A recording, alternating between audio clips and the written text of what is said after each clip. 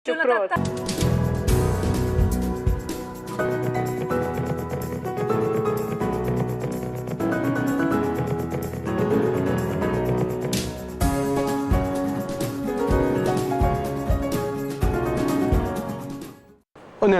għal-program tana tal-lum Zona Ambjent. Il-ġimgħa li għaddiet bdejna naraw id-dokumentarju mill-aktar interessanti Fragile Mediterranean. Dan huwa dokumentarju bl-Ingliż li aħna qsamnieh fi 3 partijiet. U ċertament huwa wieħed mill-isbaħ dokumentarji li jitratta il-fragilità tal-baħar tagħna, il-Mare Nostrum, il-Baħar Mediterran. Huwa messaġġ qawwi ħafna biex inkomplu inħarsu dana il-baħar tagħna il għaliex naturalment dan huwa mill-iktar ibħra importanti fid-dinja. Il-Baħar Mediterran huwa baħar magħluq u allura iktar hemm bżonn irħtieġa illi nibżgħu għal dak kollu illi wara kollox jagħmel minn dana il-baħar wieħed mill-aktar importanti fid-dinja. Ejjew naraw it-tieni parti ta' dan id-dokumentarju Fragile Mediterranean.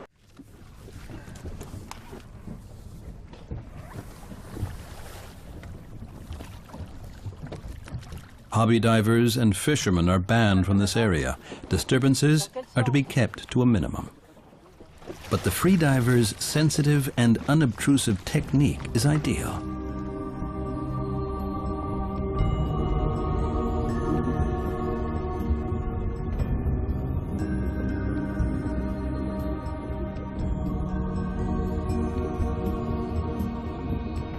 Fred approaches the artificial reef cautiously.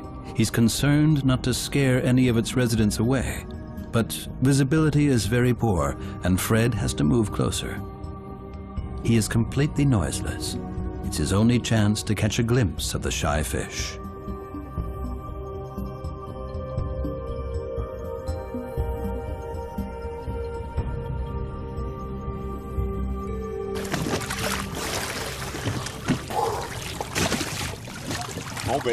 Je me suis approché par le fond. I dived from below and approached the reef from below. Above it, I saw a few sea bream there. Sur le sommet.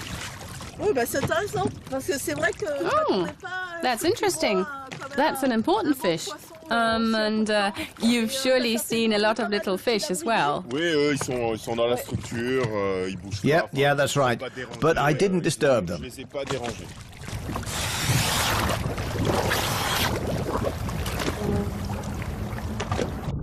Sandrine takes pictures of the organisms that have begun to settle here. Algae and invertebrates are the first to take up residence and form the basis of a new food chain. Yeah, interesting. It's a big structure and a lot of fish just swimming on top of it. And the fish noticed my presence, but they were not too afraid. And then when I started to be really on the reef, they went slowly in open water. But it's interesting to see it works. That structure really works to aggregate fish. It's very interesting. The developments are documented meticulously. A mass of factors influence the success or failure of the project. Currents, depth, and the structure of the build are all instrumental.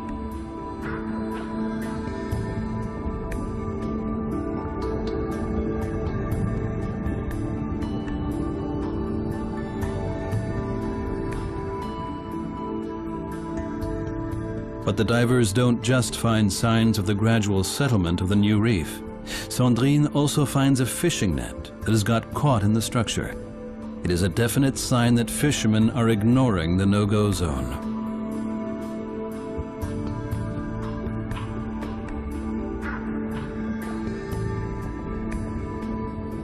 Artificial reefs are only part of the efforts to bring life back to the coastal waters of the Mediterranean. The most important step was to build sewage treatment works to restore the water quality sufficiently to support life.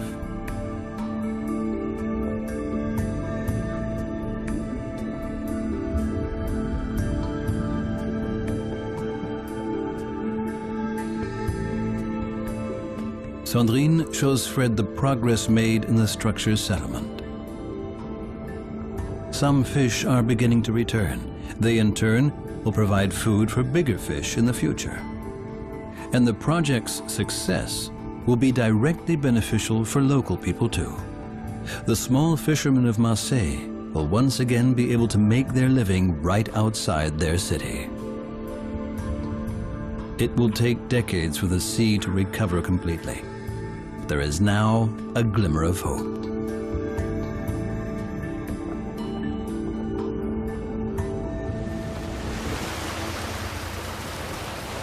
The expedition's next destination is Corsica. This is an exceptional location for divers.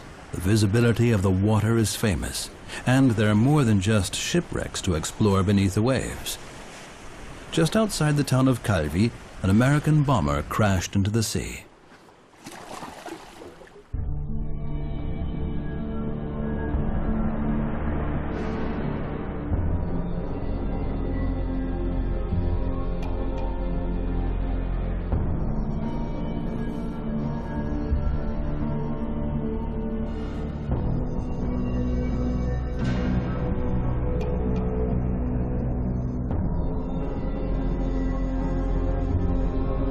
Unlike the wreck of the Donateur, hardly any life has settled here.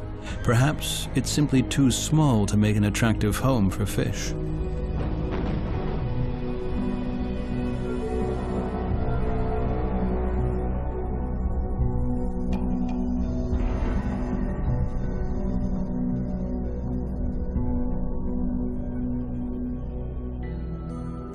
Not far away lies the nature reserve of Scondola, where Fred has been given an exceptional permission to dive.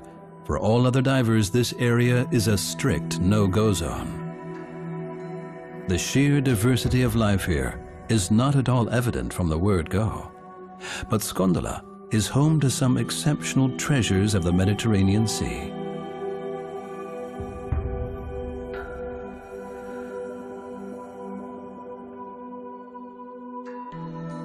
Huge rock outcrops have created an exceptional habitat complete with canyons and rock overhangs that provide secure living quarters for a myriad of creatures.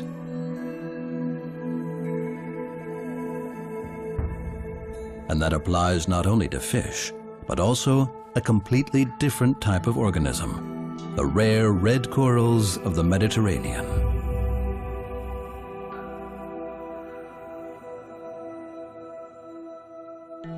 Red corals are strictly protected here. They've been popular assets for jewelry for thousands of years, but over time, their merciless exploitation has reduced their numbers greatly.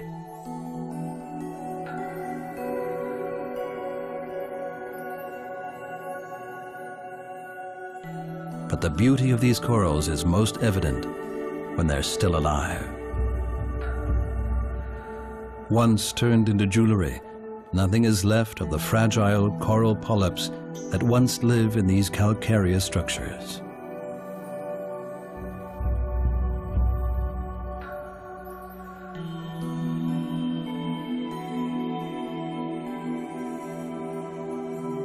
Occasionally, there are also completely white corals.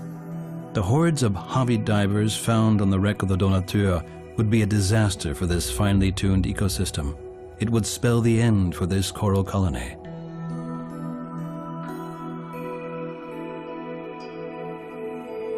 But long-term observations have shown that these coral colonies are gradually improving.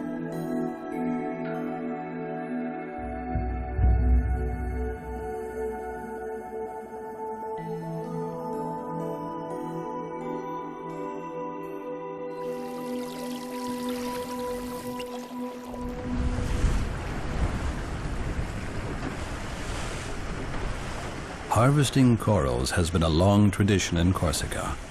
But these days, only a handful of professional coral divers are still allowed to harvest them outside the protected areas. In Bonifacio, in the south of Corsica, Fred meets Jean-Philippe Giordano, one of the last men to make his living from the corals.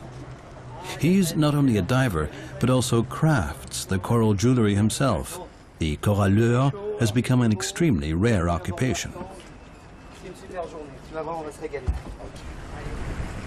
Jean-Philippe knows the few hidden places along the coast of Bonifacio where corals can still be found. While Fred dives without the aid of air tanks, just like the coral divers of the past, modern scuba diving equipment allows a much longer search underwater. But despite this, being a coral diver is still very dangerous. The long dives at considerable depths have cost many a coral collector their life. Jean-Philippe collects the corals by hand, and only as many as he can currently work on. One of the reasons why corals cannot be cultivated is that their growth rates are extremely slow, only a few millimeters every year. So it takes decades for the tiny polyps to build up a structure of just a few centimeters. Collecting them is back-breaking work. The coralleur has to leave many corals standing to allow them sufficient time to recover.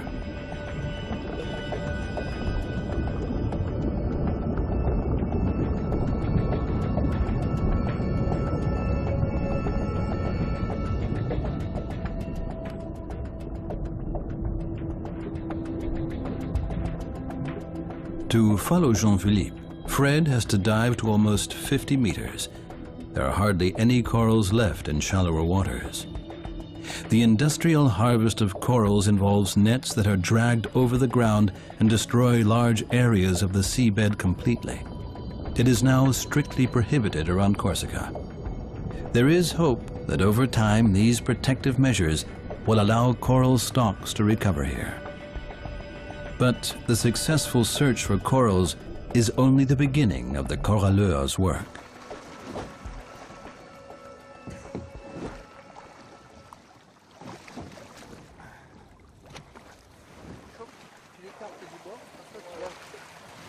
Even today, the most beautiful corals used for jewelry still come from the Mediterranean.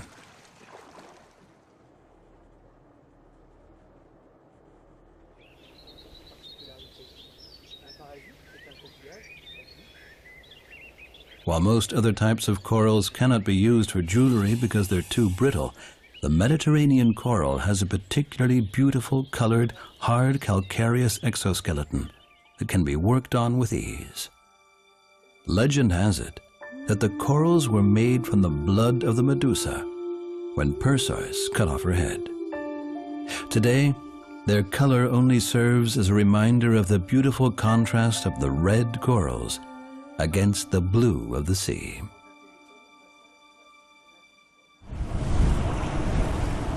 Back at the coast of the French Mediterranean, Fred visits one of the oldest nature reserves here, the island of Port-Caux. It is under constant observation from park rangers to ensure its protection. Port-Caux was turned into a French national park in 1963. It was the first national park in Europe that combines both land and sea. The island is surrounded by a protected zone of 600 meters, which includes a number of smaller islets.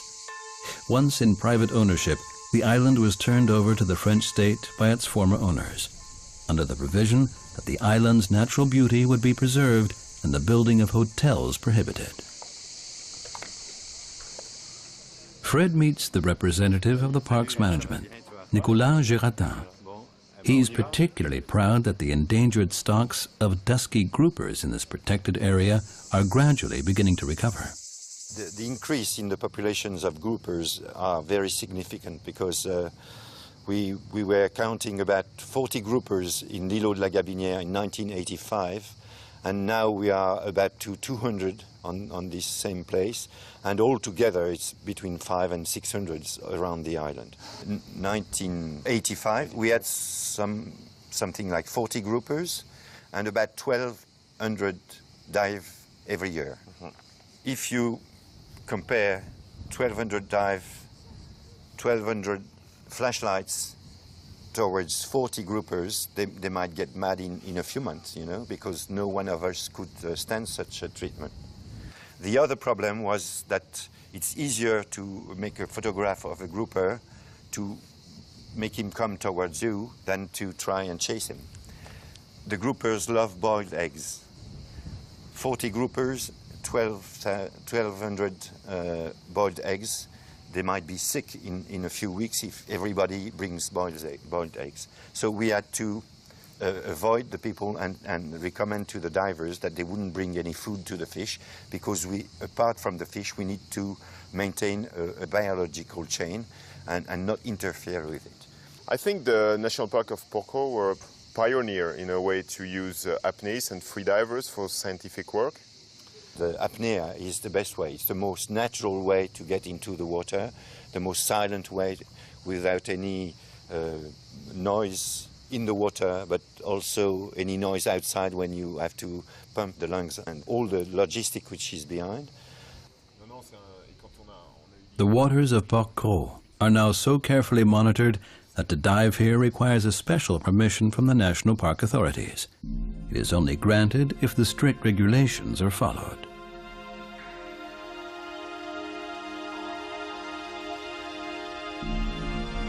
To conduct population surveys of dusky groupers, the rangers tend to work together with free divers like Fred. It means minimum disturbance to the environment and its inhabitants. Since the fish are curious and not at all shy, they make an easy target for hunters. And although population numbers of dusky groupers in these protected waters have increased tenfold in the last decade, they are still an endangered species.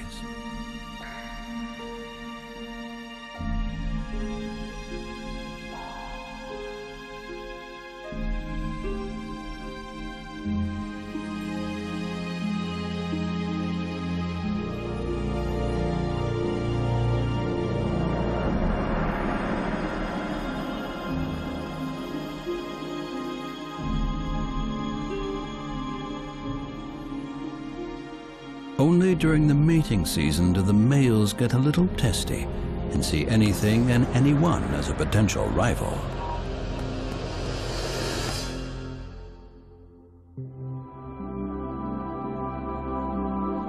Under the water surface, the visitor is confronted with a myriad of different landscapes. Rocky mountains are dissected with light valleys covered with seagrass.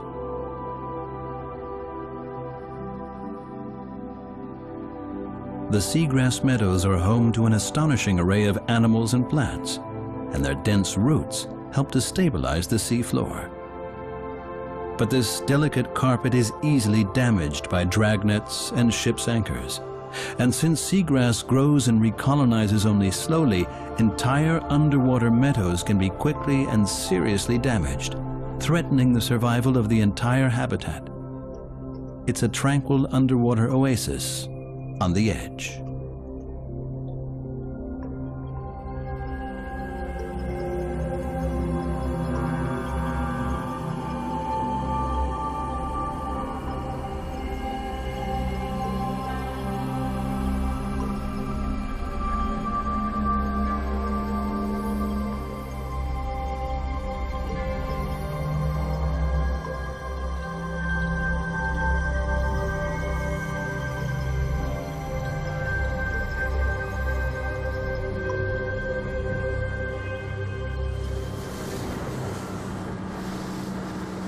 But there is a completely different underwater world, one hidden from view.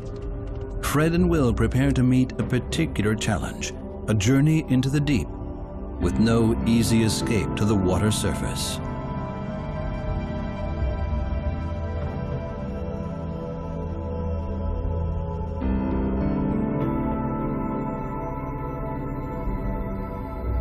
Caves, dark, hidden, and mysterious.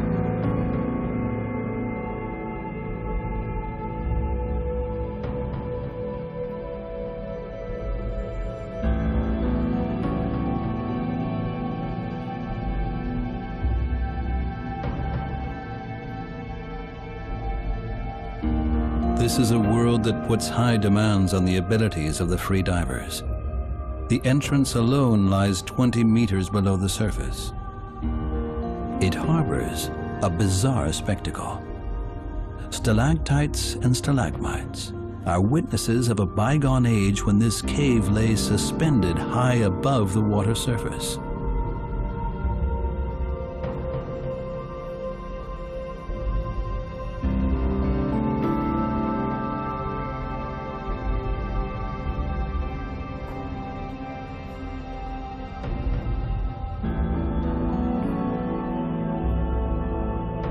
But what happens if the divers run out of air? It is impossible to resurface right in the middle of the cave. But there is a secret air-filled chamber.